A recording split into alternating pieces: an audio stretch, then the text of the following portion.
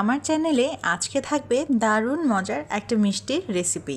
এই মিষ্টিটা বানানো কিন্তু খুবই সহজ এবং দেখতেও দেখতে পাচ্ছেন কতটা লোভনীয়।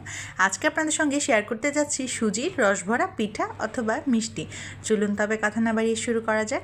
তার জন্য প্রথমেই আমি একটি ননস্টিকের হাঁড়িতে দিয়ে দিলাম 1 কাপ পরিমাণ গুঁড়া দুধ। এবারে দিয়ে দিব 3 কাপ পরিমাণ পানি। আপনারা কিন্তু চাইলে পুরোটা লিকুইড দুধ দিয়েও করতে পারেন, সেক্ষেত্রে 1 লিটার লিকুইড দুধ ব্যবহার করলেই হবে। এবারে সব কিছুকে কিন্তু খুব সুন্দরভাবে মিশিয়ে নিতে হবে। খেয়াল রাখবেন যেন গুঁড়া দুধটা খুব ভালোভাবে পানির সাথে ডিজলভ হয়ে যায় আর কোনো ধরনের লাম্পস না থাকে। কিছুক্ষণ সময় নিয়ে এটাকে একটুখানি নেড়েচেড়ে দিলাম এবং এই পর্যায়ে দিয়ে দিলাম 1 চামচের মতন এলাচ গুঁড়া। এবারে এই দুধটাকে কিছুক্ষণের জন্য জাল হতে দিতে হবে। একটা জাল হয়ে গেলে এ পর্যায়ে আমি অল্প একটুখানি ফুড কালার ব্যবহার করছি, তবে এটি সম্পূর্ণ অপশনাল, আপনারা চাইলে নাও ইউজ করতে পারেন। কালারটা সুন্দর হওয়ার জন্যই আমি মূলত এই কালারটা ব্যবহার করেছিলাম। এভাবে 3 থেকে 4টি জাল উঠে গেলেই কিন্তু রসভরার রস একেবারেই তৈরি হয়ে গেল। এবারে এইটাকে সাইডে রেখে চলে এলাম মিষ্টি বানাতে।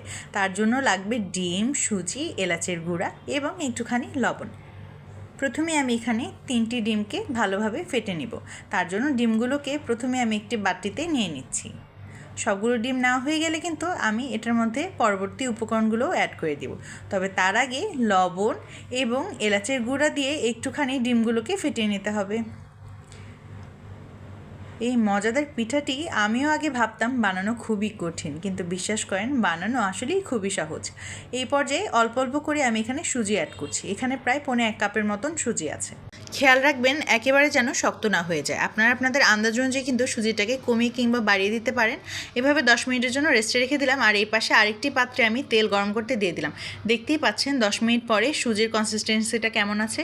এবারে আমি একটি 1 টেবিল স্পুন চামচের মধ্যে একটুখানি তেল নিয়ে এর মধ্যে দিয়ে আমি দিয়ে দিচ্ছি আমার ব্যাটারগুলো। এভাবে করে চামচ দিয়ে দিলে যেটা হবে সবগুলোর আকার মোটামুটি একই রকম হবে, সেই কারণেই আমি এই কাজটা করেছি। আপনারা চাইলে আপনাদের সুবিধার মতন যে কোনো জিনিস দিয়েই এগুলোকে দিতে পারেন। গোল হওয়া হয়েছে কথা। এবারে কিছুক্ষণ সময় ধরে এগুলোকে উল্টে পাল্টে ভেজে নিতে হবে। 2 থেকে 3 মিনিট উল্টে পাল্টে মিডিয়াম টু লো ফ্লেমে ভেজে নিলে কিন্তু আমার মিষ্টিগুলো একেবারে তৈরি হয়ে যাবে।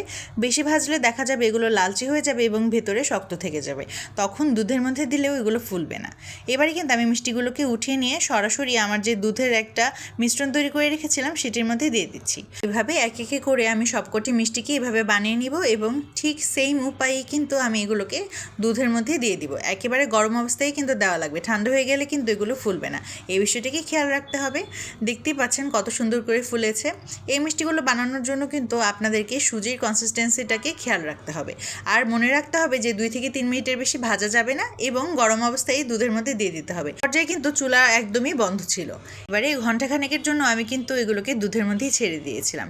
প্রায় 2 ঘন্টা পরে ঢাকনা তুলে দেখিয়ে দিচ্ছি আপনাদেরকে আমার রেজাল্ট। দেখলেন কতটা ফুলে উঠেছে, সেই ছোট ছোট পিঠেগুলো কত বড় হয়ে গিয়েছে। এবারে আপনাদেরকে একটা তুলে দেখাচ্ছি। এই পিঠেগুলো কিন্তু দেখতে খুবই সুন্দর হয়েছে, কিন্তু বিশ্বাস করেন খেতে তার চেয়েও বেশি মজা হয়েছে। এবারে পরিবেশনের পালা। একটি পাত্রে আমি কয়েকটি পিঠা নিয়ে নিলাম এবং এর মধ্যে আমি কিছু পেস্তা এবং কুচি করে নেওয়া কাঠবাদাম দিয়ে সাজিয়ে দিচ্ছি। আপনারা আপনাদের মন মতন যেভাবে খুশি সেভাবেই সাজাতে পারেন, কোনো সমস্যা নেই। মজাদার এই পিঠাটি একবার না খেলে সত্যিকারই মিস হয়ে যাবে। আজকের রেসিপিটি কেমন লাগলো আমার সাথে কিন্তু কমেন্ট করে জানিয়ে যেতে একেবারেই ভুলবেন না। ভালো লাগলে অবশ্যই একটা কমেন্ট করবেন। একটি পিঠা আমি কেটে দেখাচ্ছি। দেখতেই পাচ্ছেন কতটা সফট হয়েছে।